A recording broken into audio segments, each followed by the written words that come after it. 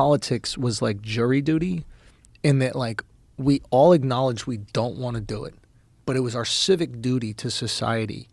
So the first thing that qualifies you to be president is you not wanting to be president. Right. And us literally having to force you as a society.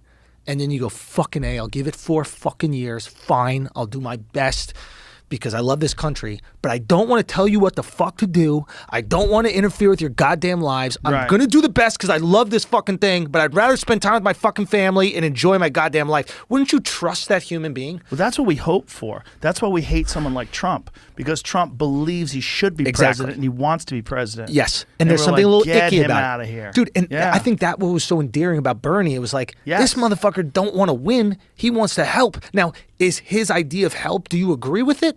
That's to be said by the average person. But did you feel like he cared about winning and controlling? No. I never got that sense from him. No, I got a sense that he genuinely looks out for the working class and he genuinely wants to help people. That's why I said that I supported him. 100%. When he was explaining how his situation works with taxes, that they would just tax a small percentage of speculation, of stock trading, just a tiny percentage of all these trades that are happening constantly, and that money could go to education, that money can go to welfare, that money can go to all these different things that would use to benefit society. I was like, I'm in. That sounds good. Is that real? What else are you trying to do? You trying to avoid war? That sounds cool. What else are you trying to do? Trying to like eliminate student debt?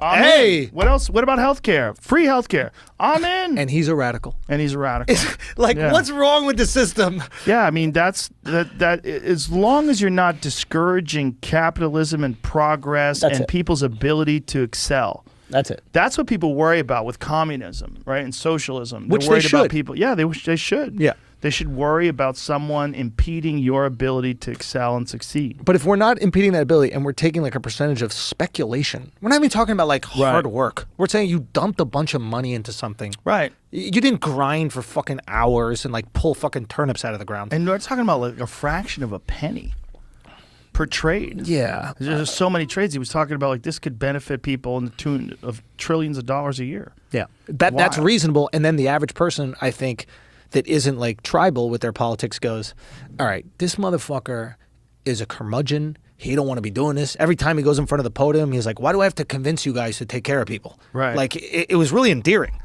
Like people were trying to like play games with him and have fun. He's like, I don't want to shoot free throws, guys. Let me just fucking help people. Like that's it. Like it felt like that. It genuinely felt like that. Well, that's why I was wild that he was willing to do my podcast. I was like, look at this motherfucker coming in and sit down with me for 3 hours while he's running for president. He knows. Just hang out, talk shit. And did it work?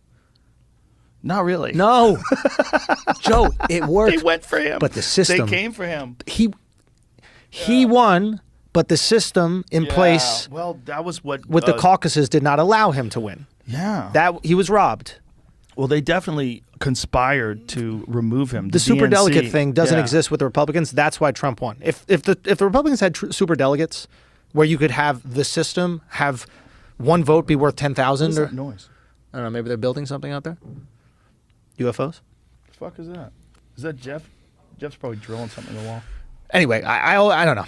And you could argue, okay, maybe he wasn't good enough. Maybe he wasn't good enough at convincing people. But the idea is interesting. And if someone else came along that was like him, that was a genuine human being, that has always been that guy. It's like what we're scared of is like someone like Nancy Pelosi. Like, have you ever given your husband tip? No, never. Oh, that's enough of that. How do you get out of here? That's what we're scared of, right? We're scared of someone who's obviously full of shit, being in a position of power, like a Nancy Pelosi, and he's just not that. Right, and what we need is someone like that's why everybody goes back to JFK. They go, "That was the guy. That was our guy." I don't shot him. I don't know the love. I don't understand what happened with JFK. Well, like I know he got shot, but I don't understand like, what he did. Wanted to disband the CIA. He wanted to get rid of the Federal Reserve. He thought that the secret societies were repugnant. And you ever heard his speech about secret societies? You never heard that? You want to know why JFK got shot? Talk to me. There's a lot. There's a lot. Well, first of all, there's the Bay of Pigs. There's a lot of people that were angry at him in the military, and there's a lot of people, there's a lot. Like JFK was not a perfect person, but he was a fascinating public speaker. And the things that he talked about, the way he described America and our hopes and dreams, resonated with people that had a hope for the future. They had a vision in this guy, this young, vibrant guy who was the president. Maybe he could take us there. And when they shot and killed him, a lot of people were like, oh. And then when you realize it's most likely a grand conspiracy, most likely, and you just wonder, like, what nefarious forces are trying to keep us from this thing that we all want, which is like an America that we could be proud of, a place where we see like intelligent, hardworking, kind, compassionate people that can run the world in a better place, in a better way than it's being run now. I think that's what we want, dude. We want a shot at greatness. At least give me a shot. If I fail on my own, that's on me.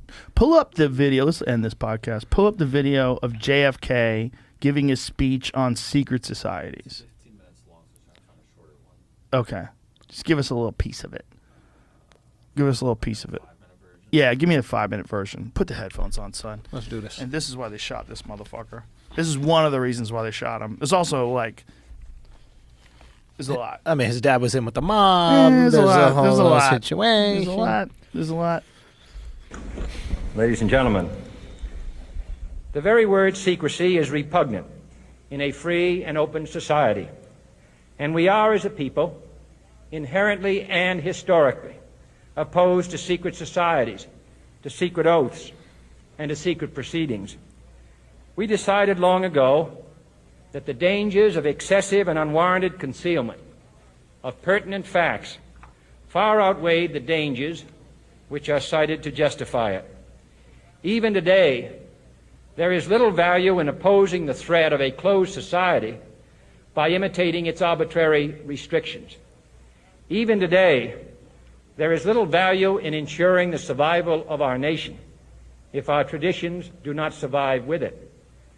And there is very grave danger that an announced need for increased security will be seized upon by those anxious to expand its meaning to the very limits of official censorship and concealment. That I do not intend to permit to the extent that it's in my control. And no official of my administration, whether his rank is high or low, civilian or military, should interpret my words here tonight as an excuse to censor the news, to stifle dissent, to cover up our mistakes.